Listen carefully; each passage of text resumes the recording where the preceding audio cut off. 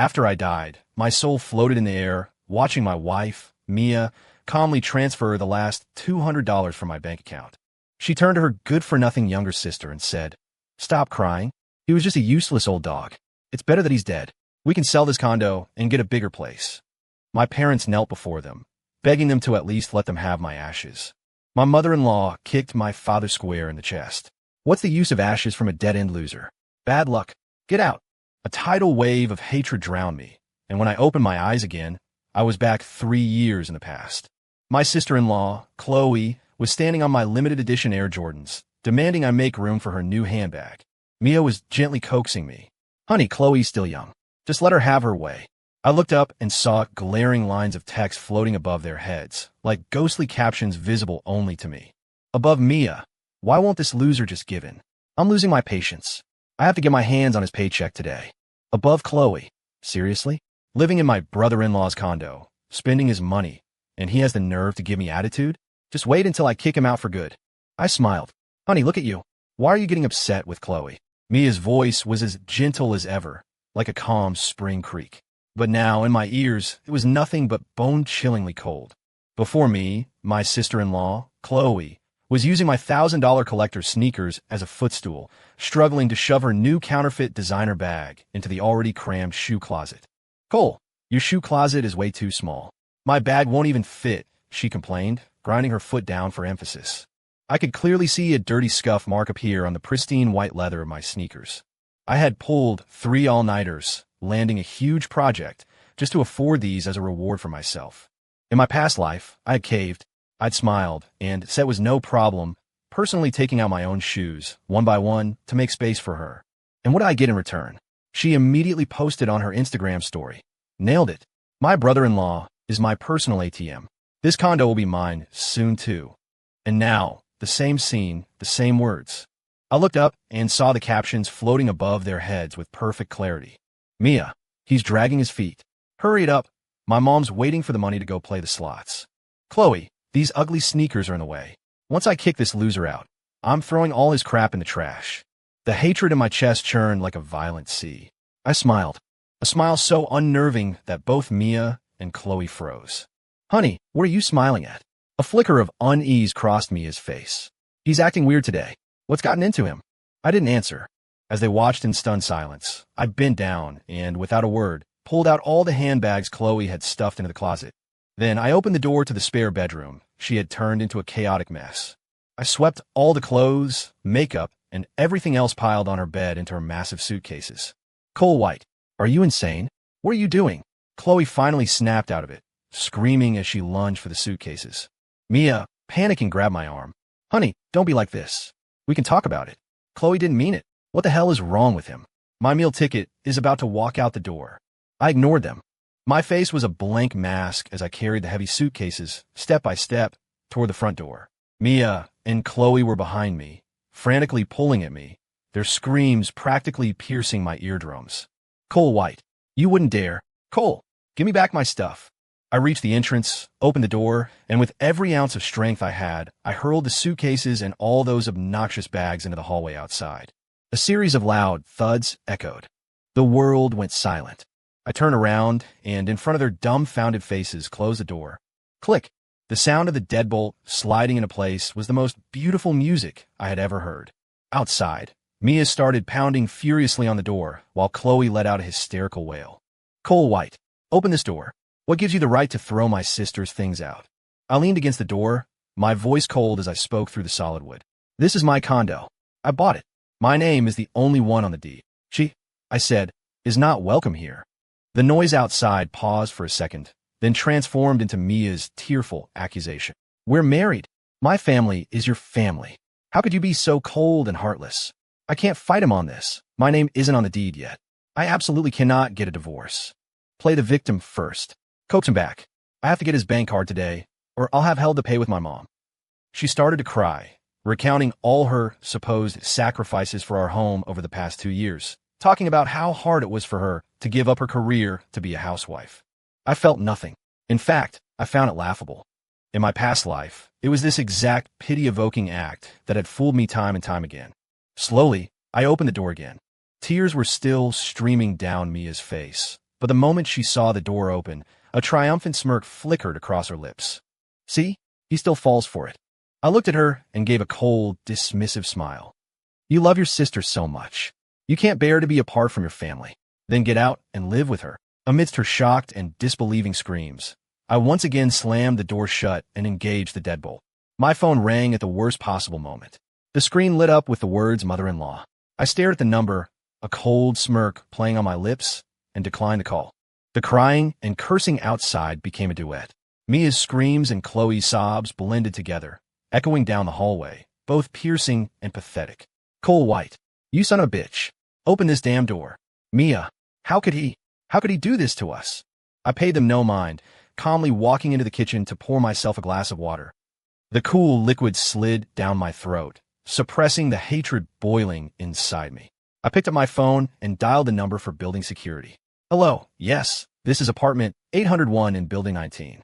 There are people causing a major disturbance in the hallway. It's seriously disrupting the peace.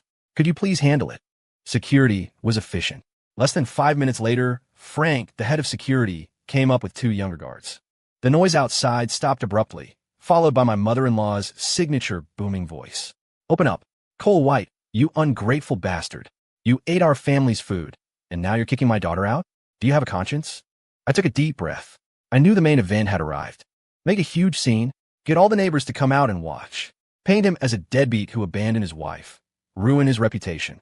Once he can't take the pressure, I'll collapse on the floor and fake a heart attack. Force him to pay my medical bills. I'm going to crush him today. The captions floating above my mother-in-law's head were even more dramatic than her voice. I pulled the door open. A few neighbors were already poking their heads out into the hallway. The moment my mother-in-law, Karen, saw me, her inner actress took over. She plopped right down on the floor and started slapping her thighs, wailing. Everyone come and see. My poor daughter. She married this heartless piece of trash. He's living in my daughter's home, and now he's trying to throw her and her sister out on the street. Mia and Chloe flanked her, crying beautifully, as if they were the victims of some great injustice. Frank, the security guard, looked at me, troubled. Mr. White, look, family matters are best discussed behind closed doors, don't you think? An older woman from next door also chimed in. That's right, Cole. Every couple fights. You can't just kick your wife out. I watched the spectacle calmly, then my gaze swept over the onlookers. Aunts, uncles, Frank, sorry to waste your time. My voice wasn't loud, but it was clear enough for everyone to hear. First, I bought this condo with my own money, in full before I was married. My name is the only one on the deed. Second, my wife, Mia, is welcome to come home. But this home is not a place for a parasite who, for 3 straight years, has eaten my food, lived in my house, spent my money, and then turned around to call my family a bunch of hicks. The moment my words landed, Chloe's face turned a deep, blotchy red. Karen's wailing sputtered to a halt. You, what nonsense are you talking?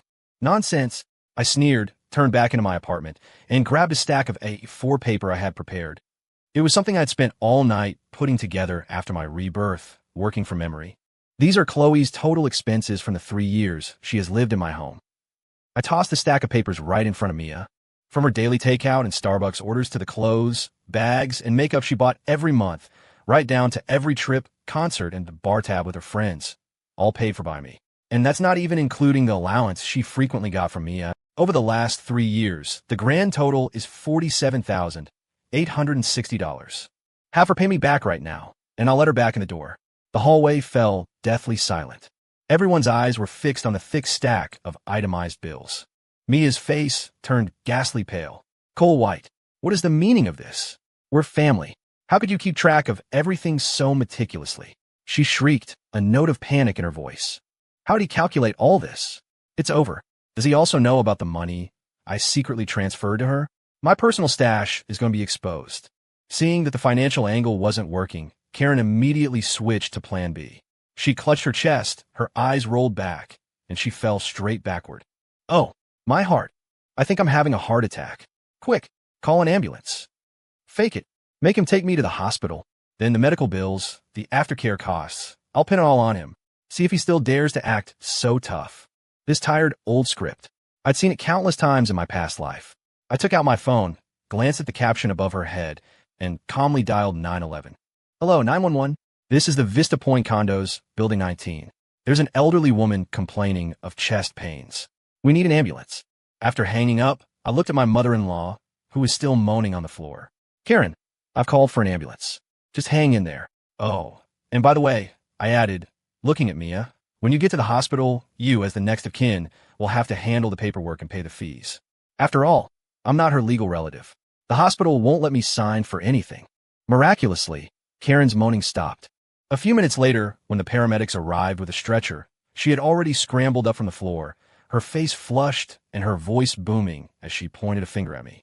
Cole White, you little monster. Are you wishing death on me? I couldn't be bothered to waste another word on her. My gaze shifted to Mia, who had been pale-faced throughout the entire ordeal. I'm giving you one last choice. Either you, by yourself, walk into this home right now, or you go with him and get the hell out of my world for good. Pick one. Mia's lips trembled. She looked at me, then at her mother, who was still throwing a tantrum, and her sister, whose face was twisted with venom. The captions above her head were scrolling like a waterfall. What do I do? If I just leave, I get nothing. Not the condo, not the money. Cole's dead serious this time. A direct confrontation won't work. I have to go back inside, get him to calm down. As long as I'm still in this house, I have a chance to get my name on the deed. Finally, she gritted her teeth and shook off her mother's hand. Mom, Chloe, you two should go home first. Her voice was tearful, but carried a note of grim determination. Karen was stunned. Mia, what are you saying? After how he's treated us, you're still going to stay with him? Chloe grew anxious. Mia, you can't just abandon me. Mia didn't look at them. Head down, she walked toward me, step by step, like a defeated quail. Honey, I was wrong. Let's go inside. Let's go home and talk this out. I stepped aside and let her in. The moment I closed the door, I heard Karen's furious cursing from the hallway. Mia, you ungrateful snake. The door shut, blocking out the chaos. The condo was utterly silent. Mia stood in the entryway, her head bowed, her shoulders shaking with sobs. The next second, she threw herself into my arms and broke down completely. Honey, I'm so sorry. It's all my fault. I shouldn't have enabled my mom and sister. I'll make sure they behave from now on. Let's just live our lives peacefully, okay? She held me tightly, her warm tears soaking my shirt. If this had been my past life, my heart would have softened already. But now I just felt disgusted. First, I need to placate him. I'll be on my best behavior for a few days, get him to lower his guard. I have to get my name on that deed as soon as possible. Once I do, just you wait and see how I'll deal with you. I'll make you pay for everything and then kick you to the curb. I didn't push her away. I even raised a hand and gently patted her back. Okay, stop crying, I said in a weary, resigned tone. As long as you genuinely want to make this work, I won't do anything drastic. Mia looked up from my embrace, her eyes red and swollen, a picture of pitiable remorse. Really? Honey, do you really forgive me? I grunted in affirmation, feigning weakness. We're husband and wife, after all. She broke into a tearful smile, hugging me tightly as if she had just recovered something precious. I knew the snake was back in its den. For the next few days, Mia played the part of the perfect devoted wife. She took over all the housework, cooked elaborate meals for me every day, and was endlessly considerate and attentive. She never mentioned her mother or sister again, as if the whole ugly scene had never happened. One evening at dinner, I watched her bustling around and let out a seemingly casual sigh. Things aren't great at the office. The team is under a lot of pressure. Management said there might be a round of layoffs and pay cuts. Mia's hand, holding a serving dish, paused for a fraction of a second before she recovered. She placed a plate of sweet and sour pork in front of me and comforted me gently. Don't worry, honey. You're so talented, I'm sure you'll be fine. And even if your pay does get cut, we can be more frugal. We'll manage. Her words were flawless, but the caption above her head betrayed her. A pay cut? No way. What about my mom's cruise next month? And who's going to buy my sister that new purse she wants? This won't do. I have to speed things up. I need to find a way to transfer all the money out of his accounts. I picked up a piece of pork. It tasted fine, but for me, it was like chewing on wax. From that day on, I used the excuse of working overtime at the office to come home late every night. Using my work computer and its secure network, I began to quietly investigate Mia's spending habits and bank records. I had no idea. The things I found were staggering. Almost every month, she made several large, recurring transfers to accounts belonging to her mother and Chloe. She had used the supplementary credit card I gave her to buy countless luxury goods and high-end cosmetics I had never seen, all shipped to her parents' address.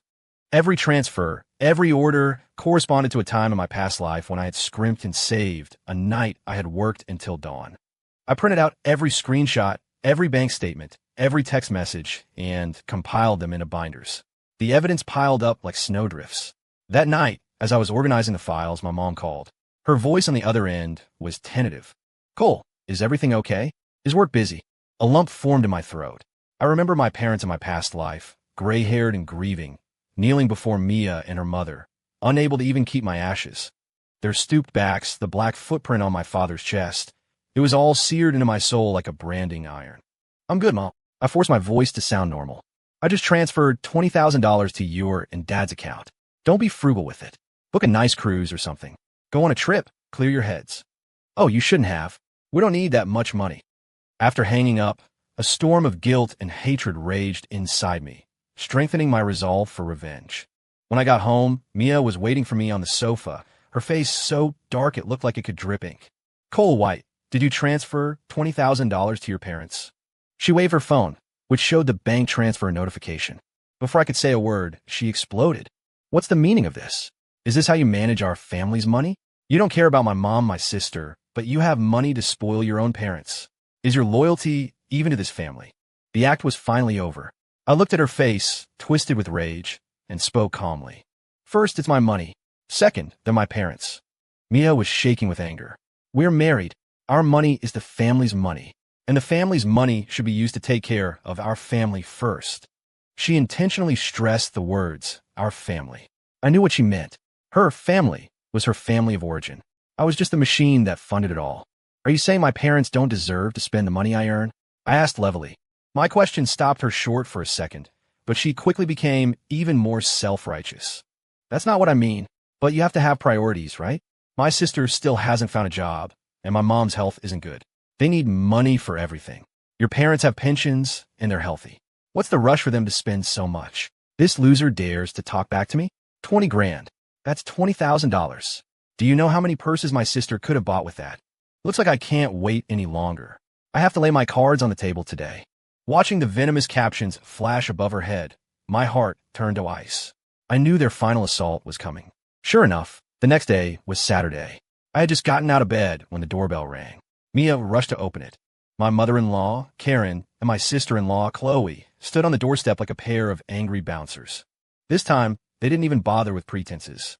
Karen marched in, threw her purse on the sofa, and got straight to the point. "Cole White, Mia told me. Your job is on the line, is that right?" Chloe, meanwhile, did a lap around the apartment, eyeing my 1,200 square foot condo with a critical, disdainful gaze. "See, Mia, I told you this place was too small. Once we sell it, we could get a 2,000 square foot luxury penthouse." They went back and forth, completely ignoring me, the owner of the home.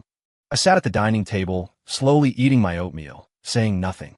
Mia shot me a look, then went to sit beside her mother.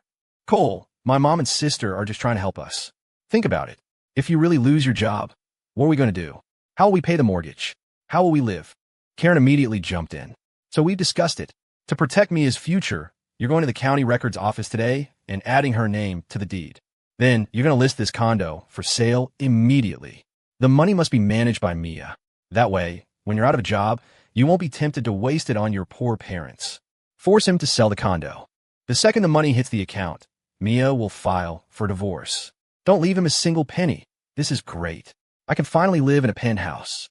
I'm going to get the biggest walk-in closet ever." Watching the gleeful captions dance above their heads, I almost laughed out loud.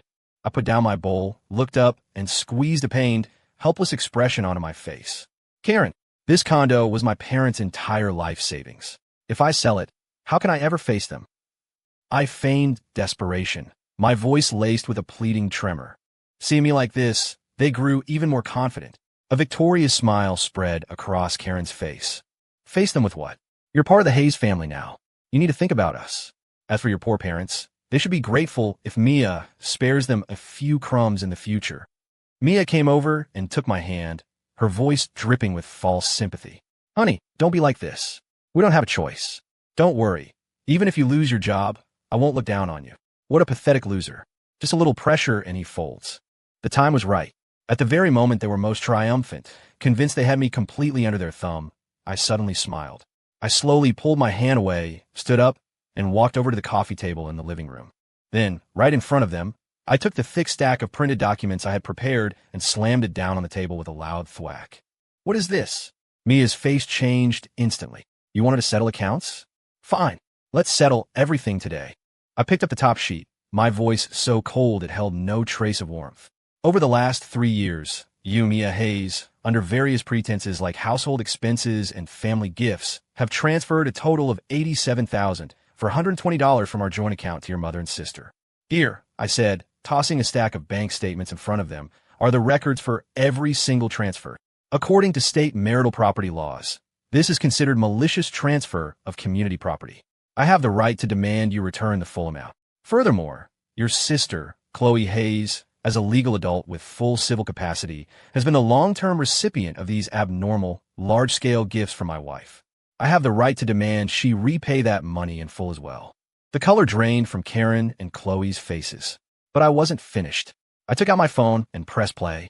A crystal-clear conversation echoed from the speakers. It was a recorded call between Mia and her mother. Mom, I think Cole found out about the money transfers. What do I do? What are you afraid of?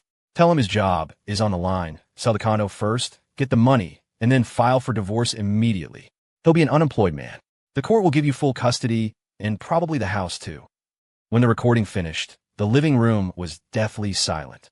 Mia and Karen's faces were whiter than paper. I looked at Mia, her face ashen, and pulled the final document from my folder. A divorce agreement with my signature already on it. Mia, we're getting a divorce. On the grounds of financial infidelity and malicious transfer of marital assets, I am demanding you leave with nothing. You will be stripped of any claim to community property. I pushed the divorce papers across the table to her. At the same time, there was a knock on the door. My lawyer, Mr.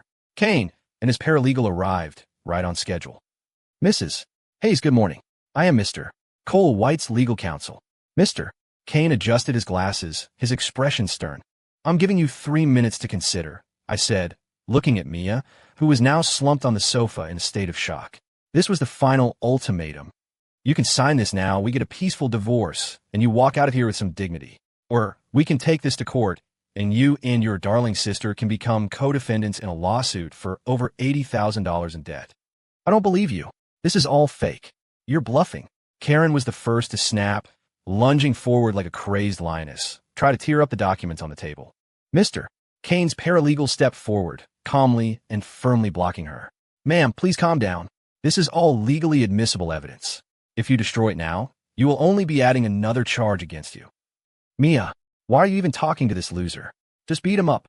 See if he still dares to act tough. Chloe, her eyes red with fury, charged at me, her hand raised to slap my face. I grabbed her wrist, applying just a bit of pressure. Ard, she screamed in pain, her face contorting. In my past life, to save money, I had worked construction jobs after my office hours, building up a surprising amount of strength. Dealing with a pampered parasite like her was easy. Cole White, let go of my sister. Mia finally came to her senses, crying as she rushed over. She didn't plead with me. She dropped directly to her knees and hugged my legs. Honey, I was wrong. I was so wrong. I had a moment of weakness. Please, just give me one more chance, okay? I'll never do it again, she wailed, her voice cracking with despair. Anyone else would have thought she was truly remorseful, but I saw the caption above her head and could only feel disgust. It's over. I absolutely cannot leave with nothing. I'll pretend to agree, stall for time. Find a chance to accuse him of domestic abuse. Yes, I'll say he beat up my sister, then I can still get half the assets. The last shred of sentiment I might have had for her was extinguished. I released Chloe, who stumbled and fell to the floor. Then I kicked Mia's arms off my leg. Get out. I put all my strength into that one phrase, yet my voice was devoid of any emotion. Mia fell backward from the kick, staring at me in disbelief. Mr. Kane spoke at the perfect moment, his voice calm and professional. Mrs. Hayes, I strongly advise you to accept Mr. White's terms. Once this proceeds to litigation, we have more than enough evidence to prove malicious transfer of assets and gross marital misconduct. At that point, not only will the court likely grant a judgment in which you forfeit all claims to marital property, but your sister, Ms. Chloe Hayes, will also be ordered to return all illicit gains, totaling $87,000 for $120. If you're unable to repay the amount within the specified time, The court will enforce the judgment by seizing and auctioning any assets in your names. Furthermore, Ms. Chloe Hayes will be listed as a judgment debtor, colloquially known as a deadbeat. Every word from Mr. Kane was like a sledgehammer, crashing down on the three Hayes women. $87,000 of debt. Asset seizure. Deadbeat debtor. Those words sent them into a complete meltdown. Karen collapsed on the floor, muttering, "Impossible. Impossible." Chloe held her head in her hands, her eyes glazed over, seemingly unable to process the astronomical figure. With a trembling hand, Mia picked up the divorce agreement. Forfeiture of all claims. The words burned her eyes. Under the immense pressure and terror, she finally picked up the pen and, in the signature line, wrote her name. When she finished the last stroke, she looked as if her soul had been ripped from her body, and she collapsed onto the sofa. I took the agreement and handed it to Mr. Kane. "Thank you, Mr. Kane. Just doing my job." After seeing the legal team out, I turned back to the room. I found the largest black trash bags I owned and began packing up every single thing Mia and Chloe had left in this home. Their clothes, their makeup, their shoes. Everything that represented the blood and tears of my past life was unceremoniously thrown into the bags. "Cole, that's my favorite dress," Mia said weakly, watching me stuff a dress she cherished into a bag. I ignored her and tied the bag shut. I carried the massive bags over, dropped them at their feet. "You have 30 minutes to take your trash and disappear from my property. Otherwise, I'm calling the police and having you charged with trespassing." I watched the three of them, a pathetic sight, dragging those black trash bags out of my home like beaten dogs. I closed the door. The world had never felt so quiet, so light. I had won the first battle, but my revenge was far from over. The day after the divorce, I took a day off and drove back to my hometown. It was a rundown old apartment complex. The hallways were cluttered, the walls stained and peeling. My parents had lived here their whole lives. Standing at their door, looking at the familiar, paint-chipped wood, I was overcome with a profound sense of guilt. In my past life, I was so focused on my own little family that I barely paid any attention to my parents. I always thought that once I made it big, I would take good care of them. But I never got that chance. I took a deep breath and knocked. My mom opened the door. She was surprised at first. Then her face broke into a wide smile. "Cole, what are you doing here? Don't you have work today?" My dad came out from the back room, adjusting his reading glasses, his expression concerned. "Did something happen?" I walked inside, looking at their graying hair and the wrinkles at the corners of their eyes. I couldn't hold it back any longer. My eyes welled up. I put the divorce agreement on the table. "Dad, Mom, I got a divorce." I told them everything, from how the Hayes family had used me as an ATM to how I discovered the truth and forced Mia to leave with nothing. I left out the part about being reborn, saying only that I had finally come to my senses. When I finished, the room was silent. My mom's tears fell, drop by drop, onto the table. My dad silently lit a cigarette and took a long, hard drag. I thought they would blame me, call me a fool, but they didn't. My mom wiped her tears, came to my side, and touched my face with a look of deep sorrow. "My poor boy, you've suffered so much. It's good that you're divorced. Better to be free of them." My dad stubbed out his cigarette and let out a heavy sigh. "It's okay, son. It's not the end of the world. You can always make more money. Even if you lost a home, you still have us." I looked at the captions floating above their heads. "Mom, my son has gotten so thin. He must have gone through so much. I need to cook him all his favorite foods to help him get his strength back. Dad, that woman and her family went too far.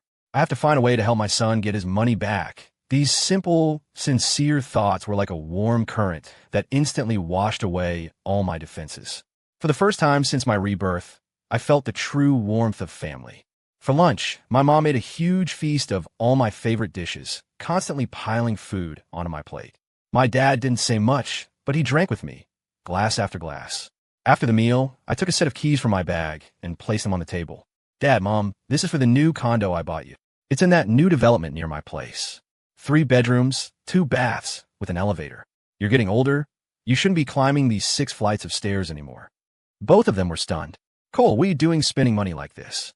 "We're fine here," my mom said, trying to push the keys back to me. "She's right. You just got divorced. You need the money yourself." "We can't take this," my dad added firmly. I gently pushed the keys back into my mother's hand, my tone unyielding. "This is something I should have done for you a long time ago. If you don't accept it, you're saying you don't want me as your son." Seeing my determination, they finally accepted. That afternoon, I took them to see the new place. A spacious, bright living room, a sun-drenched balcony, a modern kitchen and bathrooms. My mom touched the smooth walls, her eyes turning red again. My dad stood on the balcony for a long time, looking out at the view, before finally saying a single word, good. We spent the rest of the afternoon discussing paint colors and planning how to use each room. I savored this simple family happiness, something I'd never experienced in my past life, and a sense of peace settled over me. With my parents taken care of, I began to reevaluate my career. Without the burden of my old family, I could throw myself completely into my work. More importantly, in my mind, I held the blueprint for the next 3 years of industry trends. I knew which technologies would boom, which projects would become blockbusters. I opened my laptop and began drafting a completely new proposal for my company's next core project. This proposal would be the launch pad for my career and the foundation of my future wealth. After finishing, I took out my phone, blocked Mia, Chloe, Karen, and every other member of the Hayes family, and then got a new number. It was time for a clean break with the past. A new life was beginning. I thought I could finally have some peace, but I was wrong. The Hayes family's retaliation came faster and was more vicious than I could have imagined. On Monday, the moment I walked into the office, I could feel that something was off. My colleagues looked at me with a strange mix of pity and avoidance. I hadn't even sat down before my department manager called me into his office. "Cole, take a look at this." His expression was grave as he pushed his phone toward me. On the screen was a long post that was going viral on local forums and social media. The headline read, "A heartbreaking expose. The six-figure tech bro who climbed the ladder on his wife's back, only to destroy her family after making it big." The author was Chloe. In a tear-jerking, sob-story tone, she painted me as an ungrateful, cold-blooded monster. The post claimed I came from a poor rural background and had only managed to finish college and land a good job thanks to the financial support of Mia's family. After I became successful, I started to despise Mia for being a housewife, cheated on her, and even became physically abusive. Finally, to run off with my mistress, I engineered a scheme to force Mia into a divorce where she got nothing and then beat up her mother and innocent sister when they came to plead with me, throwing them out of their own home. The post was accompanied by selfies of Mia and Chloe crying pitifully, along with a few photos of mysterious bruises on their arms. The post had all the right ingredients and was incredibly inflammatory. The comments section had already exploded. WTF. This is a real-life scumbag. He makes 6 figures and gets an ego trip. Trash like this should be drawn and quartered. Dox him. Find out his company and position. Ruin his life. Guided by Chloe, a mob of clueless internet users quickly doxed me, posting my full name, company, job title, and even my desk location online. My company's official email and social media accounts were instantly flooded by enraged strangers. "Cole, I know you're not that kind of person," my manager sighed, "but the public pressure is immense right now. Corporate has already called to ask what's going on. Do you think you could resolve this family matter as quickly as possible?" I understood what he meant. The company needed a clean image, not an employee mired in a PR nightmare. If I couldn't handle this, I was looking at a suspension or even termination. I walked out of his office feeling the stares of the entire company on me. My phone vibrated. It was a message from Mr. Kane, forwarding me a few screenshots of a group chat. It was Chloe bragging in a family chat group. "See, just a few posts, and that bastard Cole is about to lose his job. Once he's a broke loser, let's see how arrogant he is then." Below were messages of praise from Karen and a chorus of relatives. "That's my girl. So smart. Destroy him. Make sure he can never get back on his feet."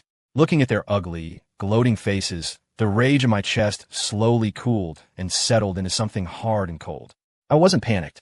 In fact, I realized this was the perfect opportunity to finish them for good. I returned to my desk and calmly opened my computer. First, I instructed Mr. Kane to, as quickly as possible, send strongly worded cease and desist letters to all the platforms hosting and spreading the defamatory post, as well as to Chloe herself. The letters demanded immediate removal of the content and a public apology, while reserving the right to pursue further legal action. Next, I reorganized all the evidence I had previously compiled: the highlighted bank statements, the high-quality audio recording, the divorce agreement witnessed by a lawyer. These would be my weapons, but it wasn't enough. I needed more witnesses.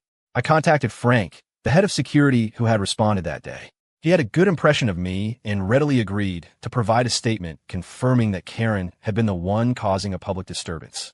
Through building management, I contacted the 911 dispatch center and obtained the official record of the call, which noted that the patient, Karen Hayes, had claimed to be having a heart attack, but then refused medical treatment upon the paramedics' arrival.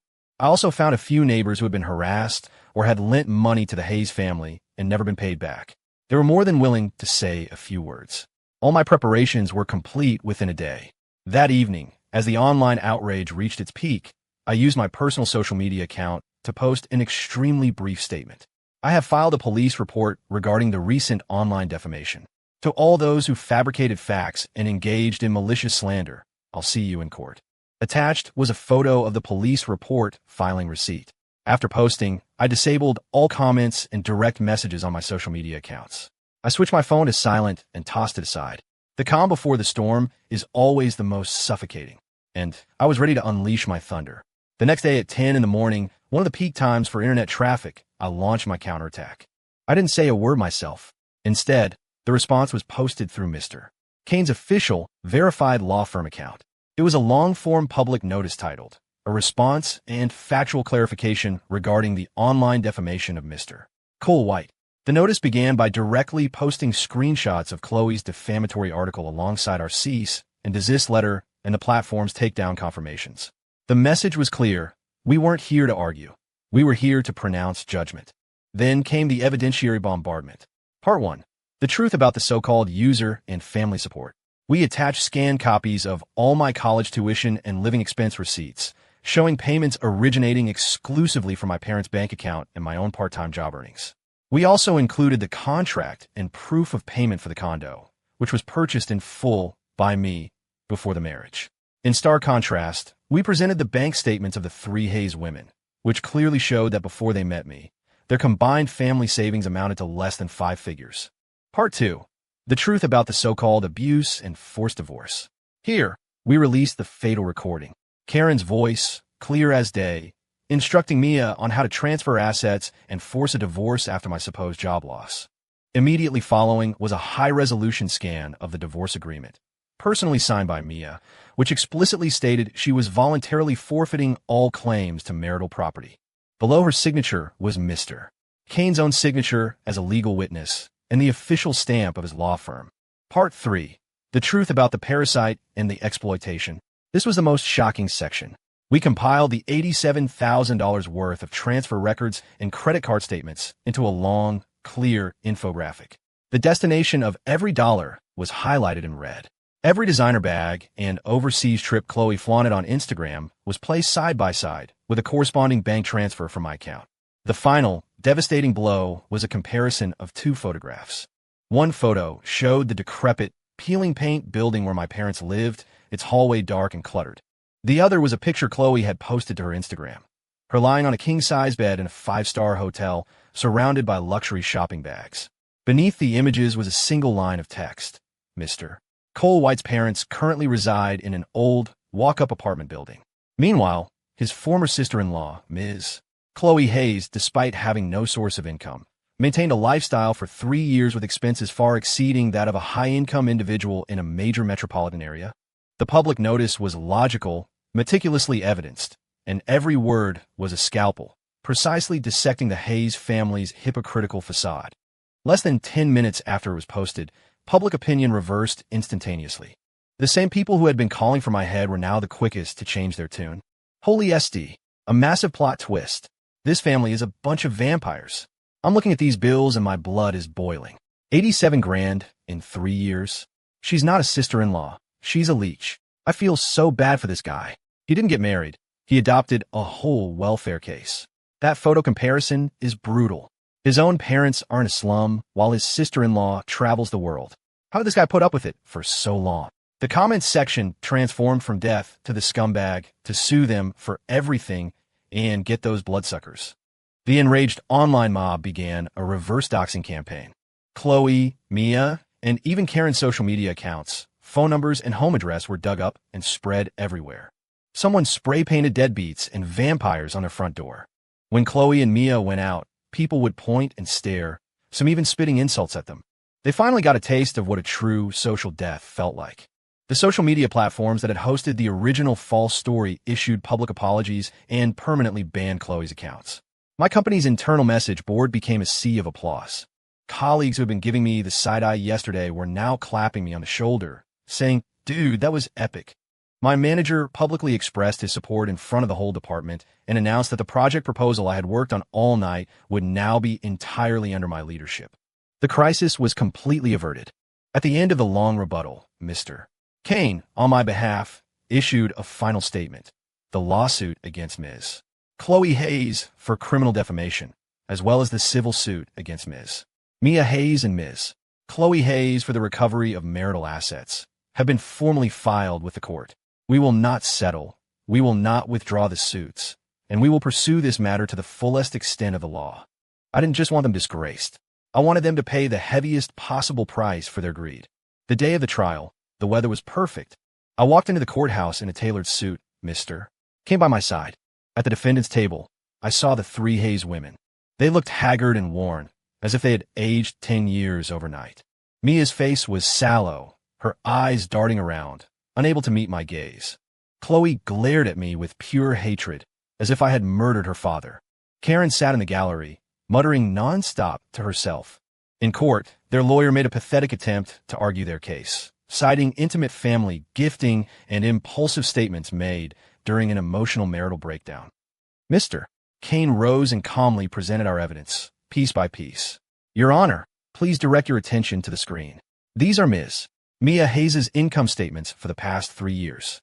As a housewife, her monthly income was 0, and this is an itemized list of assets she gifted to her sister, Ms.